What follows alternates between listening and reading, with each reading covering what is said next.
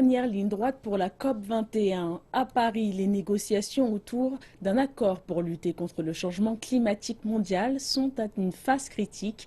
Le ministre français des Affaires étrangères, Laurent Fabius, a présenté un nouveau projet aux délégués pour que ce dernier soit utilisé comme la base d'un accord final vendredi.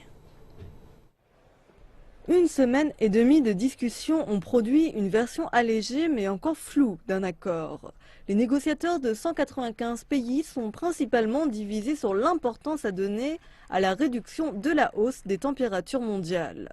Plus de 100 pays en développement soutiennent l'objectif de 1,5 degré après 2020, tandis que les plus gros pollueurs préfèrent 2 degrés, ce qui leur permettrait de brûler davantage de carburants fossiles. Et les opinions diffèrent sur la manière de payer pour cela. Malgré les divisions, le ministre français des Affaires étrangères, Laurent Fabius, pense qu'il y a beaucoup de progrès réalisés. Il attend avec impatience l'accord final vendredi. D'abord, il est plus court. Il comporte 29 pages au lieu de 43, en incluant le projet d'accord et celui de la décision de la COP. Les analystes disent qu'une version plus courte d'un projet d'accord est un signe que les divergences diminuent. L'envoyé spécial de la Chine sur le changement climatique, Xie Zhenhua, est d'accord avec cela, mais souligne que ce n'est pas si simple.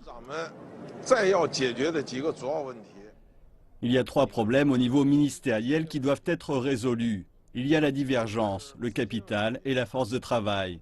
La solution à ces problèmes dépend du degré d'engagement de tous les pays. Xie ajoute que la délégation chinoise étudie le texte et qu'elle est déterminée à avoir un accord complet et équilibré qui bénéficie à tous. Nous évaluerons le projet avec les pays du Basique sur la base d'une analyse et ensuite consulterons le G77 ainsi que les pays développés. Ce soir, nous aurons davantage de communication avec les principaux pays développés entre le Sud et le Nord. Nous nous efforçons de contribuer au succès de la conférence. Les négociateurs doivent arriver avec un nouveau projet d'ici jeudi après-midi et avec le temps qui passe, la pression est forte.